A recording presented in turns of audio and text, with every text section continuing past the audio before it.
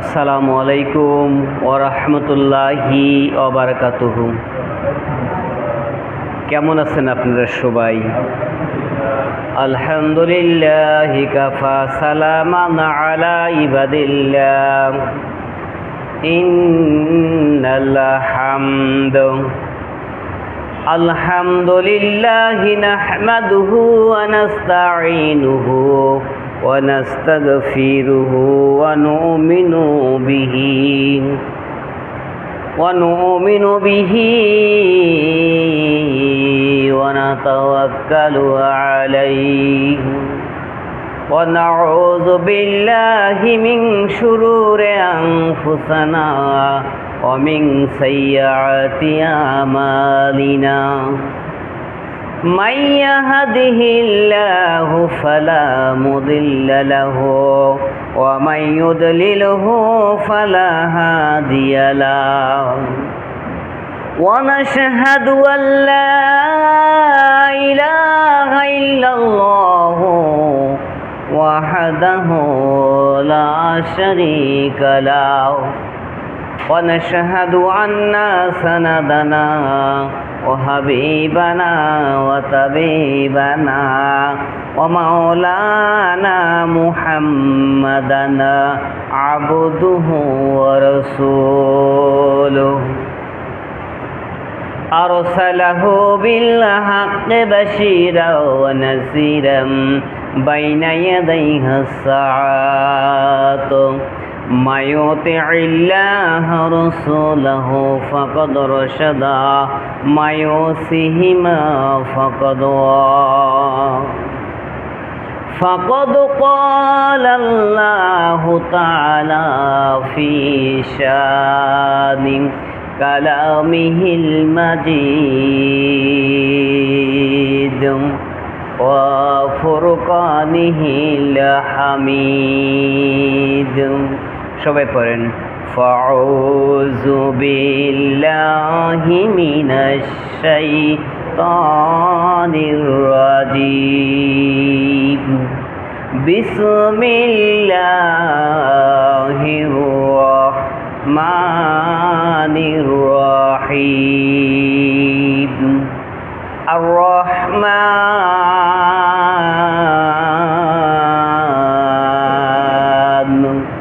আল্লামাল কুরআন খলাকাল ইনসান আল্লামাহুল বায়ান। আওয়ালাহুল আখির। আলহামদুলিল্লাহ, সমস্ত প্রশংসা জ্ঞাপন করি সে আল্লাহ তাআলার শানে, যে আল্লাহ পাক রব্বুল আলামিন আমাদের পবিত্র স্থানে এসে মহাগ্রন্থ আল কুরআনুল কারীমের একটি আয়াতের সঙ্গে আমাদের মুখ নোড়ানোর বা মুখ মিলানোর তৌফিক দান করেছে। সে আল্লাহ তাআলার শুকরিয়া আদায় করে বলি আলহামদুলিল্লাহ। ইচ্ছা করলে আমাদের মুখ আল্লাহ বন্ধ করে দিতে পারতেন কি না, কিন্তু তা না করে আমাদের মুখে, আমাদের জবানে সূরা রহমানের পরপর 2-3টি আয়াত শোনার তৌফিক দান করেছে এবং সেই সঙ্গে আমাদেরকে বলারও তৌফিক দান করেছে। যে আল্লাহ পাক রব্বুল আলামিন এই শক্তিটুকু আমাদেরকে দান করলেন, সে আল্লাহ তাআলার শুকরিয়া আরেকবার আদায় করে বলি আলহামদুলিল্লাহ।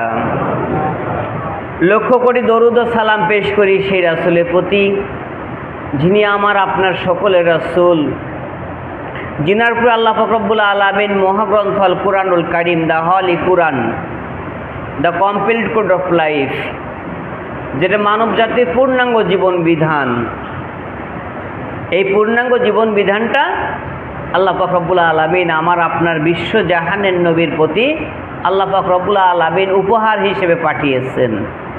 এবং এই উপহারটা শুধু নবী করিম সাল্লাল্লাহু আলাইহি সাল্লামের জন্যই নয়, এটা সারা বিশ্ব মানব জাতির জন্য আল্লাহ পাক রব্বুল আলামিন পাঠিয়েছেন।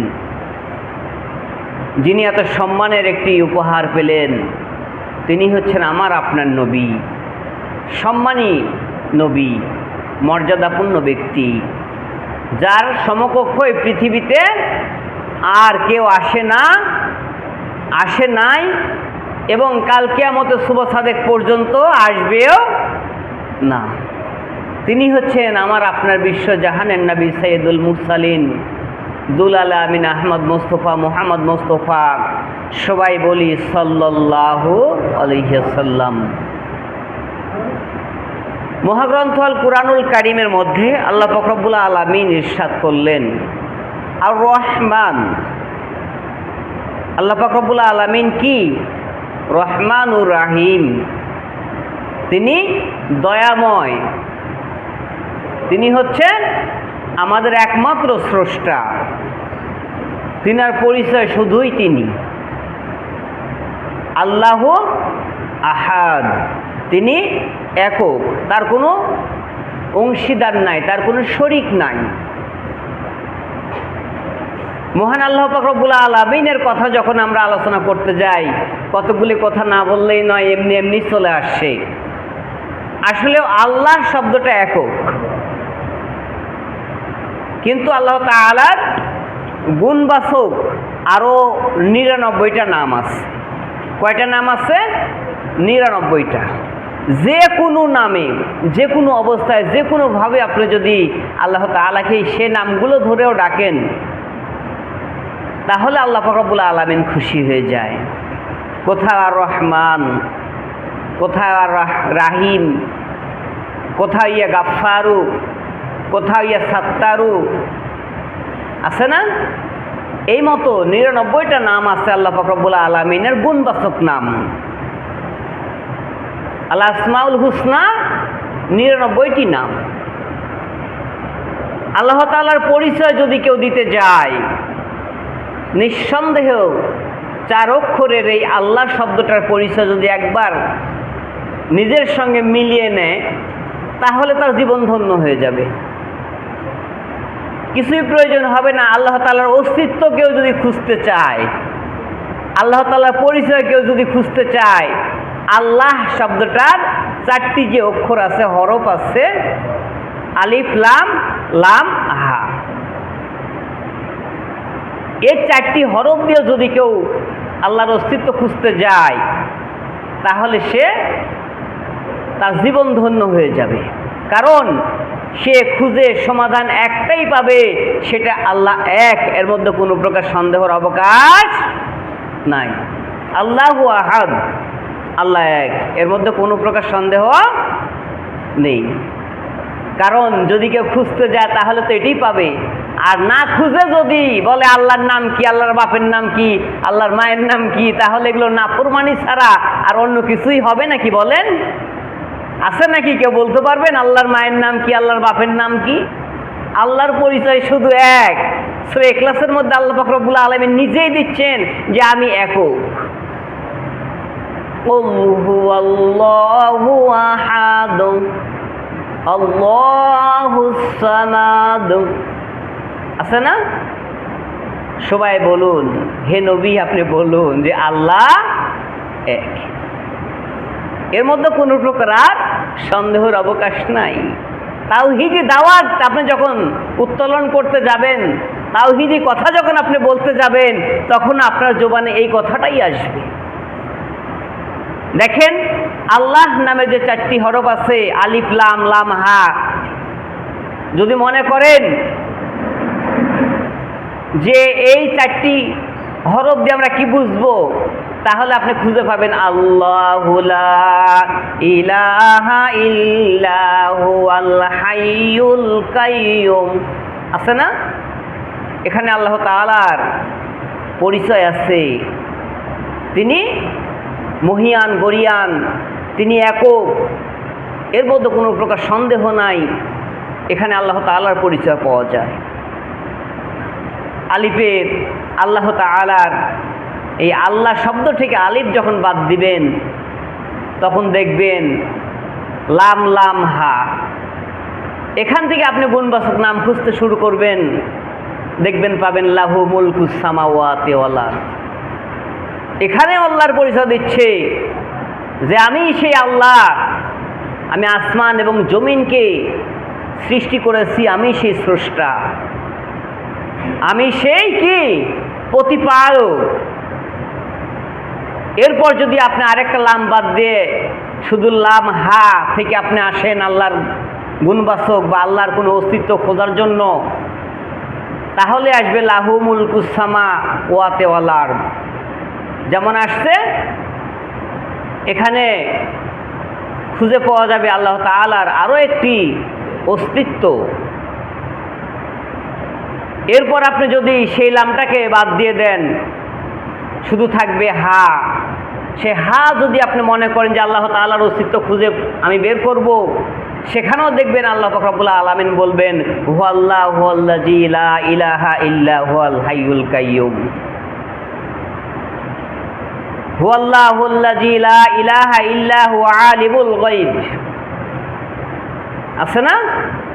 তাহলে আল্লাহ তাআলার এই অস্তিত্ব খুঁজতে গেলে আমরা এগুলো যখন খুঁজে পেয়ে যাই, এখান থেকে আমরা বুঝতে পারি আল্লাহ পাক রব্বুল আলামিন মহাগ্রন্থ আল কুরআনুল কারীমের মধ্যে সূরা রহমান যে উল্লেখ করেছেন আর রহমান, সর্বপ্রথম আল্লাহ তাআলা মহান এই কথা দিয়েই সূরাটা শুরু করলেন। এরপর বললেন আল্লামাল কুরআন, আমি মহাগ্রন্থ আল কুরআনুল কারীম পাঠিয়েছি। এরপর আল্লাহ পাক রব্বুল আলামিন পরবর্তী আয়াত বলছেন খলাকাল ইনসান, আমি সৃষ্টি করিয়েছি মানুষকে। এখন এখানে প্রশ্ন আসতে পারে, হুজুর আপনি বলছেন আল্লাহ মহান এবং আল্লামাল কুরআন, আল্লাহ পাক রব্বুল আলামিন কুরআন পাঠিয়েছেন, খলাকাল ইনসান, এরপর মানব জাতিকে সৃষ্টি করলো। তাহলে আল্লাহ মানুষকে সৃষ্টি যদি না করে তাহলে কুরআন কিভাবে আসলো? আল্লাহ তো নিজে বলছে, আল্লাহর নিজের জবানে বলছে যে আমি আল্লাহ পাক রব্বুল আলামিন কুরআন নাজিল করিয়াছি, এরপর মানব জাতিকে সৃষ্টি করিয়াছি। এখানে কি সন্দেহ আছে? লা ওয়াকাজ্জাব, কেউ মিথ্যা বলবেন না। কেউ যদি মিথ্যা বলে থাকেন আল্লাহ পাক রব্বুল আলামিন অসন্তুষ্ট হয়ে যাবেন। ক্বালা আল্লাহু তাআলা ইজহাব রাইতিলাল জাহান্নাম, বান্দা তুমি জাহান্নামে যাও, কারণ তুমি মিথ্যাবাদী, কেজবুন। হ্যাঁ, আল্লাহ পাক রব্বুল আলামিন যা বলেছেন এটাই সঠিক। মহাগ্রন্থ আল কুরআনুল কারীম আল্লাহ পাক রব্বুল আলামিন মানব জাতির সৃষ্টির আগেই তৈরি করেছেন। হুজুর তাহলে এই কোরআনটা কোথায় রেখেছিল? আমরা জানি যে মানব জাতির প্রতি আল্লাহ কোরআন নাজিল করেছে, তাহলে এই কোরআন কোথায় ছিল? এই কোরআন ছিল আল্লাহ পাক রব্বুল আলামিনের আরশে মাওলায় লাহিম মাহফুজ নামে একটি জায়গা আছে। এই জায়গায় আল্লাহ পাক রব্বুল আলামিন মহাগ্রন্থ আল কুরআনুল কারীমকে সংরক্ষণ করেছেন, হেফাজত করেছেন। সেই জায়গার মধ্যে আল্লাহ পাক রব্বুল আলামিন কোরআনকে সংরক্ষণ করে রেখেছেন। এরপর যখন মানুষকে সৃষ্টি করলেন, খলাকাল ইনসান, মানব জাতিকে যখন সৃষ্টি করলেন, তাফসীরের মধ্যে এমন এসেছে এই মহাগ্রন্থ আল কুরআনুল কারীমকে আল্লাহ পাক রব্বুল আলামিন যাচাই বাছাই করার জন্য পাহাড়ের কাছে নিয়ে গেলেন। পাহাড়ের কাছে যে বললেন, হে পাহাড়, এই কোরআন আমি তোমাকে দিতে চাই, তুমি নাও। এই কোরআন আমি তোমারে দিতে চাই, তুমি নাও। পাহাড় বলে, আল্লাহ এত বড় ভারী বোঝা আমি বহন করতে পারবো না, আমার পক্ষে সম্ভব না। তাহলে কি পাহাড় কোরআনকে গ্রহণ করতে চাইলেন না? এরকম কিছু কিছু জায়গায় আল্লাহ পাক রব্বুল আলামিন এই মহাগ্রন্থ আল কুরআনুল কারীমের মুজিজাকে বর্ধিত করার জন্য, বড় করে দেখানোর জন্য কিছু কিছু জায়গায় তুলে ধরলেন। পাহাড় পর্বতের কাছে নিয়ে গেলেন, নদী নালার কাছে নিয়ে গেলেন, তোমরা এটাকে গ্রহণ করো, অ্যাকসেপ্ট করো।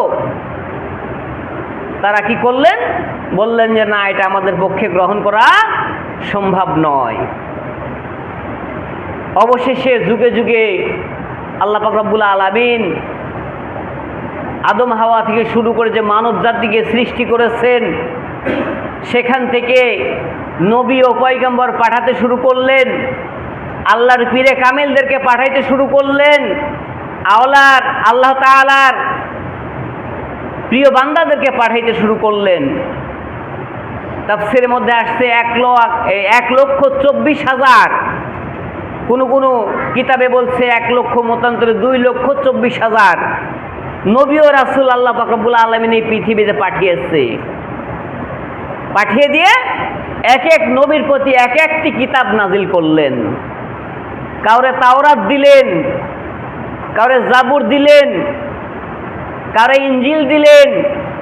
এইভাবে 104খানা আসমানি কিতাব আল্লাহ পাক রব্বুল আলামিন 103খানা আসমানি কিতাব সকল নবী ও রাসূলগণের প্রতি পর্যায়ক্রমে প্রেরণ করলেন।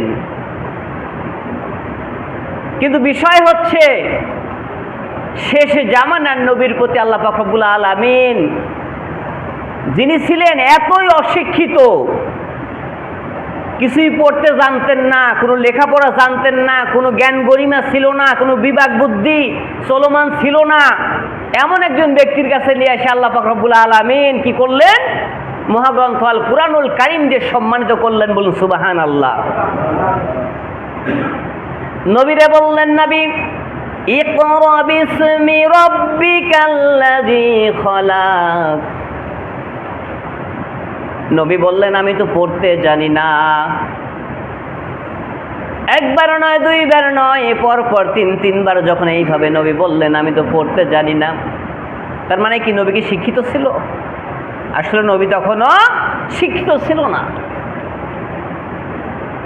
জিবরাইল আলাইহিস সালাম কি করলেন? নবীকে বুকের সঙ্গে চেপে ধরলেন এবং বুকের সঙ্গে আলিঙ্গন করার পর বললেন, হে নবী, এবার আপনি পড়ুন, ইকরা বিসমি রাব্বিকাল্লাযী খলাক।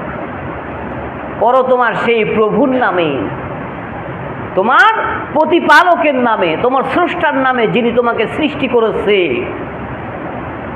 এরপর নবী করিম সাল্লাল্লাহু আলাইহি সাল্লামের জবান খুলে গেল। আল্লাহ পাক রব্বুল আলামিনের মহাগ্রন্থ আল কুরআনুল কারীম তার জবান দিয়ে এমনি এমনি বাহির হয়ে চলে যাচ্ছে। বলুন সুবহানাল্লাহ। এর শিক্ষাগুরু কে হলো? আল্লাহ নিজে, স্বয়ং আল্লাহ তাকে শিক্ষা দিলেন। কারণ নবী কোনো প্রাইমারি স্কুলে যায় নাই, নবী কোনো মক্তবে যায় নাই, নবী কোনো হাই স্কুলে যায় নাই, নবী কোনো ইউনিভার্সিটিতে যায় নাই, কোথাও যায় নাই। অথচ সবচাইতে বড় জ্ঞানী, সবচাইতে বড় বৈজ্ঞানিক, সবচাইতে বড় রাজনীতিবিদ, সবচাইতে বড় সমাজসেবী আল্লাহ পাক রব্বুল আলামিন নবী করিম সাল্লাল্লাহু আলাইহি সাল্লামকে কি করলেন? বানিয়ে দিলেন। তাহলে এখান থেকে আমরা বুঝতে পারি যে মহাগ্রন্থ আল কুরআনুল কারীমকে আল্লাহ পাক রব্বুল আলামিন আগেই সৃষ্টি করেছে। যদি আগে সৃষ্টি না করত তাহলে কথাটা এইভাবে আসতো যে আল্লাহ পাক রব্বুল আলামিন নবীরে সৃষ্টি করলেন, এরপর কুরআনুল কারীম নাজিল করে তার কাছে পাঠালেন, ঠিক কি না? অথচ আল্লাহ পাক রব্বুল আলামিন স্পষ্ট বুঝিয়ে দিচ্ছেন যে আর রহমানু আল্লামাল কুরআন খালাকাল ইনসানা আল্লামাহুল বায়ান। আমি সৃষ্টি করেছি মানে কুরআন, এরপর সৃষ্টি করলাম মানুষকে আল্লামাহুল বায়ান, এবং সেটা শিখিয়ে দিলাম তাদেরকে বর্ণনা করা। এভাবে আল্লাহ পাক রব্বুল আলামিন কি করলেন? মানব জাতিকে সৃষ্টি করলেন। সৃষ্টির পর এই কুরআনুল কারীম আমার আপনার নবীকে দিয়ে সম্মানিত করে সেটা বর্ণনা করা শিখালেন। কিভাবে? ইকরা বিসমি রাব্বিকাল্লাযী খলাক। পড়ো তোমার প্রভুর নামে, পড়ো তোমার প্রতিপালকের নামে। আল্লাহ পাক রব্বুল আলামিন মহাগ্রন্থ আল কুরআনুল কারীমের মধ্যে সূরা রহমান যেতে মানে পাঠিয়েছেন, এটা তেলাওয়াত করতে যে আমরাও আমাদের ওস্তাদের কাছে মুখাপিকি, হুজুর আপনি বলছেন যে আল্লাহ পাক রব্বুল আলামিন আগে কুরআন নাজিল করেছে, এরপর মানব সৃষ্টি করছে, যে আমরা তো জানি যে শেষ জামানার নবীর প্রতি কুরআন এসেছে, তাহলে কুরআন কিভাবে আগে নাজিল হয়? হুজুর মৃদু হাসি দিয়ে আমার মানে পিঠে হালকা করে থাবা দিয়ে বলে, এই কুরআনুল কারীমকে আল্লাহ পাক রব্বুল আলামিন ফি লাউহিম মাহফুজ নামে একটা জায়গা আছে, সেখানে সংরক্ষণ করেছেন, এবং সেটা পরবর্তী আমাদের শেষ জামানার নবীর প্রতি এই কুরআনুল কারীম দিয়ে সম্মানিত করেছেন। বলুন সুবহানাল্লাহ। কুরআনুল কারীম যখন পাঠানো হয়, তাওরাত, জাবুর, ইনজিল যে কিতাবগুলো আছে, এই কিতাবগুলো আস্তে আস্তে কি সব বন্ধ হয়ে যায়। কিন্তু তাওরাতের মধ্যে বলা হয়েছে, জাবুরের মধ্যে বলা হয়েছে, ইনজিলের মধ্যে বলা হয়েছে শেষে জামানার নবীর প্রতি কুরআনুল কারীম আসবে, এবং এই কুরআনুল কারীম যখন আসবে এরপর এগুলো কিতাব কি রহিত হয়ে যাবে, এগুলো কিতাবের আইন বন্ধ হয়ে যাবে। সর্বশ্রেষ্ঠ আইন হবে মহাগ্রন্থ আল কুরআনুল কারীম, দা হলি কুরআন। প্যারে হাজিরিন, আল্লাহ পাক রব্বুল আলামিন আমাদেরকে কুরআন দিয়ে সম্মানিত করছে, মর্যাদা আমাদের বাড়িয়ে দিয়েছে। এতে আমরা খুশি না বেজার? খুশি তো সকলে ইনশাআল্লাহ। তাহলে এই কুরআনুল কারীমকে তো শিখতে হবে না? এই কুরআনুল কারীম তো জানতে হবে। প্রত্যেক ব্যক্তিকে প্রতিদিন ফজরের নামাজের পর মিনিমাম 3 আয়াত 5 আয়াত বা 1 রুকু বা 3 রুকু বা 5 রুকু করে কোরআন তেলাওয়াত করতে হবে। এটাই মুসলমানদের বাড়ির ক্যারেক্টার হওয়া দরকার। When a man in some social rules is one of the most despicable character human being. এটা যদি মানুষ চরিত্রগত অভ্যাসে পরিণত করে, এটা দৈনন্দিন বাড়ির যদি রুট করে, আপনি যখন কোরআন পড়বেন আপনার ছেলেও কোরআন শিখবে, শিখে দেখবে যে আমার বাবা তো প্রতিদিন কোরআন পড়ে, আমার মা প্রতিদিন সকালে কোরআন পড়ে, তাহলে আমাকেও পড়তে হবে। ওই সন্তানও সেটা চরিত্রগতভাবে দেখা গেছে এমনি এটা তার রোল হিসেবে ব্যবহার করবে। কারণ পড়ার সময় যখন হয় সকালে মা ডাকে, বাবা উঠো, প্রাইভেটের সময় হয়ে গেছে, মা ডাকে, বাবা উঠো প্রাইভেটে যাও, মা ব্যাগটা গুছিয়ে ছেলের হাতে দিয়ে দেয়। কিন্তু কোরআনের জন্য কোনো মা কিন্তু এইভাবে দিতে চায় না, যার কারণে আমার আপনার বাড়িতে কোরআনের আলোচনাও নাই, প্রতিদিন সকালে কোরআনের বরকতও আমাদের বাড়িতে পাওয়া যায় না। মনে রাখবেন যে বাড়িতে প্রতিদিন সকালে কোরআন তেলাওয়াত হয়, আল্লাহ পাক রব্বুল আলামিন ওই বাড়িতে প্রতিদিন রহমতের অসংখ্য ফেরেশতা দিয়ে বেষ্টন করে রাখে, এবং প্রত্যেকটা কাজের মধ্যে আল্লাহ পাক রব্বুল আলামিন বরকত দান করে। বলুন সুবহানাল্লাহ। আমার আপনার ছেলে মেয়েদেরকে তাহলে কোরআন শিক্ষা দেওয়ার দরকার আছে কি না? আছে না? যাদের ছেলে মেয়েরা আছে, আর কিছু না হলেও কোরআনের প্রাথমিক জ্ঞানটা দেওয়ার চেষ্টা করবেন। যেহেতু জুমার মসজিদ বেশি আলোচনা করা যায় না, এতটুকুই মেসেজ আপনাদের কাছে, এই বার্তাটুকুই আপনারা গ্রহণ করবেন যে প্রত্যেক বাড়ি থেকে প্রত্যেক ছেলে মেয়েদেরকে কোরআন শিক্ষার সুব্যবস্থা করে প্রত্যেক ছেলে মেয়েদেরকে কোরআন শিক্ষা দিবেন। আর কিছু না হলেও, আমি না জানলেও আমার সন্তান যখন ফজরের নামাজ পড়বে আর বাড়িতে কোরআন তেলাওয়াত করবে, আউযু বিল্লাহি মিনাশ শাইতানির রাজিম, এই কথা যখন বলবে তখন বাড়ি থেকে শয়তান দূর হয়ে চলে যাবে, ওই বাড়িতে রহমত নাজিল হবে, শান্তি আসবে। আল্লাহ পাক রব্বুল আলামিন আমাদেরকে যেন কবুল করে নেয়, আমাদের ছেলে মেয়েদেরকে যেন আমরা কোরআন শিক্ষা দিতে পারি, সেই দিকে আমরা অগ্রসর হতে যেন পারি।